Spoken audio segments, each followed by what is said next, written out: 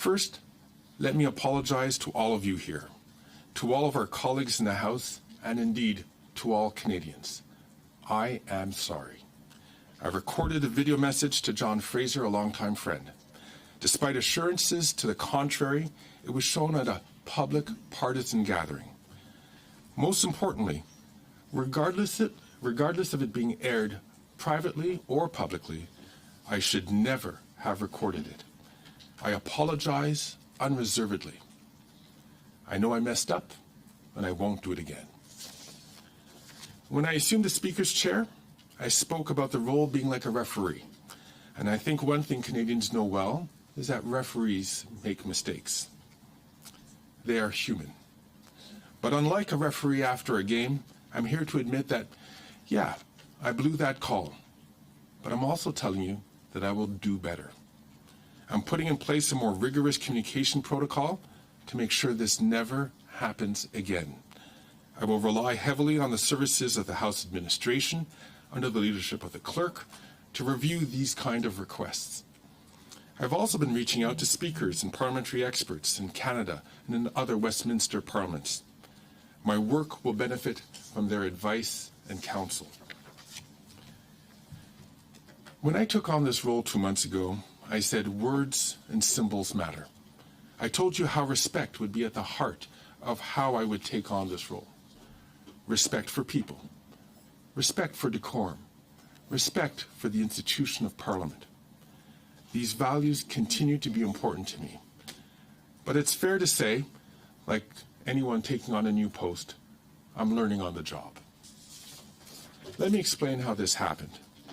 Like so many of you, I've built deep and enduring friendships with people from all political backgrounds. A family member of Mr. Fraser phoned my office to request a personal video for a private surprise gathering to mark his departure from a leadership position in the Ontario legislature.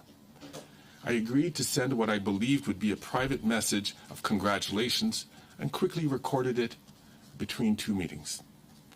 On the video, I talked about what his friendship and his support meant to me and my wife as we were starting out as a couple, eventual newlyweds, and later new parents. This personal message was then shown at a partisan public gathering. This should not have happened.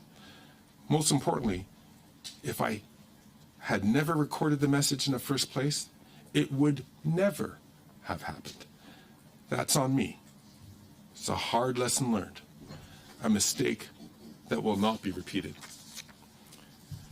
Before I conclude, let me also share what it was like to be as a Black Canadian kid who loved Parliament and procedure. A kid who dreamed of becoming MP one day, but wasn't quite sure how realistic that was. I hadn't seen many MPs, let alone a speaker, who looked like me. Recently, I was stopped in Toronto by Lionel, a young Black Canadian father who recognized me. He told me how significant it was for him and his daughter to see me in this role. His daughter, he said, now wants to run for office when she grows up. To Lionel and his daughter, indeed, as well as to Black Canadians and racialized Canadians who are watching these proceedings, I am sorry I let you down. I will do better. In closing, let me be very clear. Parliament and its traditions are deeply important to me. I've been connected to this place since I was a teen, 35 years ago as a parliamentary page. I remain committed to presiding over the House of Commons fairly, thoughtfully, and collaboratively. Job one for me every day is to fulfill my role with impartiality and respect.